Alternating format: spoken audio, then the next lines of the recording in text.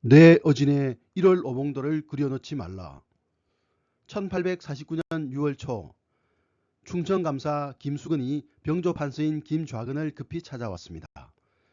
그들은 안동 김씨들로 한 살 터울이며 사촌 형제간이었습니다. 그때는 조선 제24대 왕 헌종 제위 15년째였습니다. 당시 헌종의 나이 고작 22세. 그는 8세의 나이로 왕위에 올랐지만 후손도 없이 갑자기 쓰러졌습니다. 이런 경우에 왕실의 종친부에서는 긴급 회동을 열고 후사를 결정해야 했습니다. 아무래도 이하전이 낙점될 것 같습니다. 이하전은 완창군 이신의 아들로 적장자가 없는 현재로서는 가장 가까운 왕손이었습니다. 기계가 있고 똑똑한 인물로 알려져 있어 다음 왕을 추대한다면 이론 없이 1순위였습니다. 그자가 왕이 되면 대감 우리는 모두 죽습니다. 두 사람은 심각한 의논 끝에 일치된 결론에 이릅니다. 안녕하세요. 역사산책 자팍다식 채널입니다. 오늘은 껍데기로만 이어간 조선 왕조 500년, 횟수만 길 뿐 의미 없는 500년 위선의 역사라는 제목의 영상 보내드리도록 하겠습니다. 구독과 좋아요 부탁드리겠습니다. 감사합니다. 조선조의 특징인 사색당파가 절정에 달했던 때의 사건입니다. 김좌근 등 안동김 씨는 시파인데 이하전은 그들과 동을 진 벽파였습니다. 그동안 시파는 많은 벽파를 죽였습니다. 천주교도를 비유하는 세력이라고 하여 함께 엮어서 처형을 거듭했습니다. 사도세자 사건이 난 뒤 사도세자를 온정적으로 보는 세력이 시파이고 사도세자를 죽게 한 강경파들이 벽파인데 두 파벌은 한치의 양보 없이 기세등등했습니다. 그러나 당시는 안동김씨가 주축인 시파의 시절이었습니다. 안동김씨 등 시파는 벽파였던 이하전을 반대했습니다.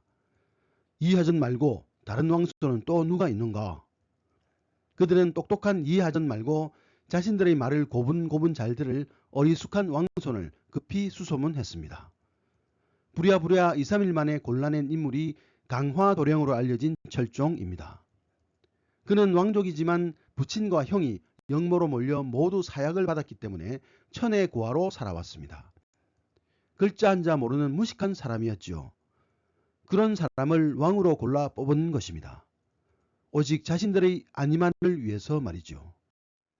철종은 불우하고 가여운 왕이었습니다.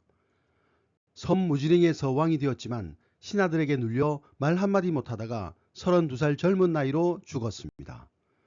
그는 죽을 때 유언을 했습니다. 내 어진의 1월 오봉도를 그려놓지 말라. 그 그림이 의미하는 것처럼 나는 백성의 어버이 노릇을 못해본 임금이다 라고 말했습니다. 왕들은 생전에 모두 자신의 초상화를 그립니다.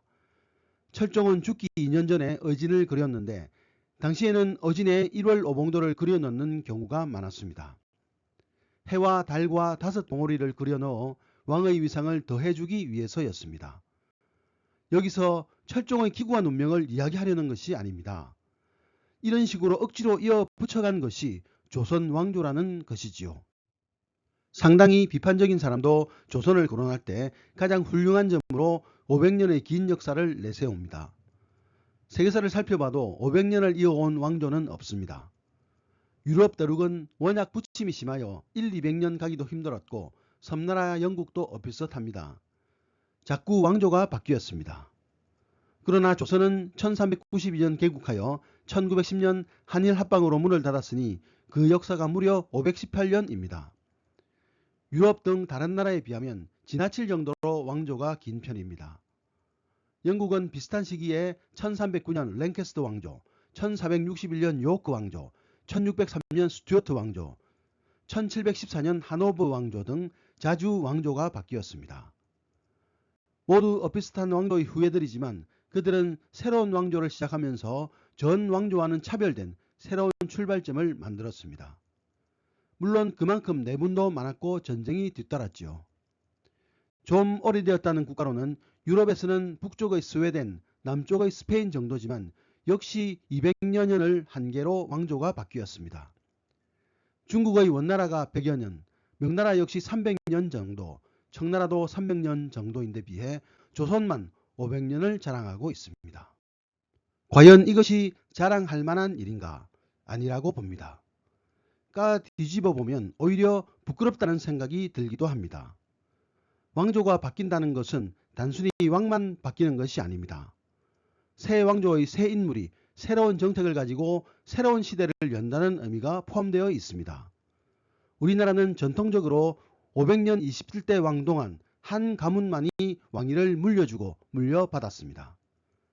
전주 이씨가 우리 조선을 계속 통치해 왔죠. 이러한 한 가문의 오랜 통치는 새로운 기풍이나 제도, 개혁이 등장하기 어렵습니다. 선대왕들이 이루어놓은 치적이라 하여 그걸 개성하고 받들어 모시면서 새로운 시책은 오히려 삼가했습니다.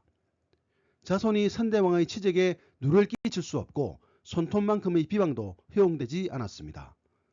아무리 왕이 바뀌어도 개혁이라 할 만한 것은 의지도 또한 발상도 없었습니다. 어떻게 국가를 잘 운영할지에 대한 비전이 전무한 것이 당시 지배층이었습니다. 가끔씩 등장한 개혁주의자들은 오히려 걸림돌이 되었습니다. 유성룡이라는 분은 임진왜란 당시 지금이 양반쌍놈 철폐하고 획기적인 개혁을 할 때라고 주창한 분이었습니다. 선조도 처음에는 그 주장에 동조했으나 전쟁이 끝나자 허지부지 되었습니다. 유성룡은 계속 개혁을 논하다가 삭탈관직되어 벼슬에서 쫓겨나고 말았습니다. 연하일기의 박지원은 중국에 가보고 너무도 놀랐습니다. 넓고 쭉 뻗은 대로, 벽돌로 지은 2층 주택들, 거리를 오가는 무수한 수레들. 박지원은 우리도 빨리 개혁해야 한다고 보고를 올렸지만 정도는 한번 검토해 보겠다는 정도로 넘어가 버렸습니다. 광해군 또한 세금 정책을 개혁하고자 했으나 일부 대신들이 반대하자 결국 허지부지 넘어가고 말았습니다. 조선의 특징이 바로 그런 것입니다. 생각 있는 사람들이 가끔 나타났으나 생각 없는 사람들이 훨씬 많았습니다. 순리적으로 왕권이 괴성되지 못하면 그 왕조를 끝내고 새 나라를 만들어 새 정치를 펼쳐야 하는데 조선의 권력자들은 그런 생각은 하지 않고 껍데기는 그대로 둔 채 왕만 바꾸었습니다. 적임자가 없으면 신하들이 들고 나서서 허수아비 왕을 끌어다 놨습니다. 조선의 명맥이 끊어진 것이나 다름없는 첫 번째 사건으로 10대 왕이었던 연산군의 폐위 사건을 들 수 있습니다. 극도의 폐륜아이고 탕하였던 연산군은 재위 12년 만에 구테타로 쫓겨났습니다. 주동인물은 전 2조 참판 성희안, 그리고 지중추부사 박원종, 그리고 2조 판서 유순정 등이었습니다. 이들 모두 왕족 출신이 아니었습니다. 광해군을 몰아낸 반란의 주동 인물 역시 왕족이 아닌 반대파 서인인 이귀, 김자점, 김류, 이괄 등이었습니다. 이해할 수 없는 것은 반란 후의 이들의 행동입니다. 그들은 왕을 몰아내고 꼭 왕족 가운데 촌수가 먼 힘없는 인물을 골라 새 왕으로 추대했습니다. 유럽에서는 그런 반란이 일어나면 당연히 반란을 성사시킨 우두머리가 새 왕조를 만들었습니다. 이전 왕국을 없애고 자신의 새 왕국을 건설했던 것이지요. 조선에서 구테타에 성공한 무리들은 왕이 되어 새로운 국가를 만들어 보려는 의지가 전혀 없었습니다. 그냥 그대로의 틀 속에서 자신의 영화만을 추구하는 것으로 그쳤습니다. 철종이 33세의 나이로 후사 없이 죽었을 때도 왕실에서는 적합하고 똑똑한 인물을 골라내었습니다. 그러나 이때에도 상식은 통하지 않았습니다. 12살짜리 소년을 왕으로 끌어들인 사람은 대왕 대비 조씨와 대원군이었습니다. 그가 바로 고종이었고 왕의 나이가 어리니 당연히 조 대비 자신이 섭정을 했습니다. 혼란스러운 조선 말에 영민한 인재가 왕이 되었으면 조선의 운명이 바뀔 수도 있었으나 조 대비를 이어 대원군이 정권을 잡아 쇄국 정책을 하는 바람에 조선은 망하고 말았습니다. 이런 내막을 가진 왕조인데도 학자들은 세계에서 가장 긴 왕조라고 자랑만 하고 있는 것 같습니다. 연산군을 폐위시킨 무리들이 가령 주동자 성희안을 왕으로 추대하여 양반 쌍놈 반상제도를 철폐하고 세금 문제를 개혁하며 모든 제도를 백성편에서 연구하고 제정했더라면 국가의 운명이 달라졌을 것입니다. 이시조선이든 성시조선이든 백성들에게 그게 무슨 상관이 있단 말입니까? 광해군을 몰아내고 그 자리에 자신들의 자리만 새로 장만했던 무리들. 무지한 산골 정령 철종을 내세워놓고 뒤에서 호의호식했던 사람들.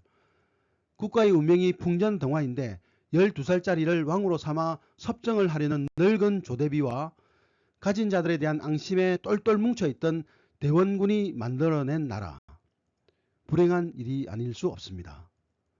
타락하고 무능한 왕을 몰아내는 데는 열심이지만 진정으로 백성을 위한 나라를 건설하려 한 사람은 없었습니다. 그들은 성리학적 명분 때문에 반역을 했으면서도 결코 반역자가 아니라는 것을 강조하기에 급급했습니다. 광해군을 몰아내고 인조 반정이 성공한 뒤 새로운 권력층은 역적으로 처단된 이이첨, 박승종, 정인홍 등의 집과 재산, 노비들을 전부 다 자기 것으로 만들었습니다. 그것을 보면서 거리에는 상시가라는 노래가 흘러나왔습니다. 아, 훈신들아, 잘난 척하지 마라.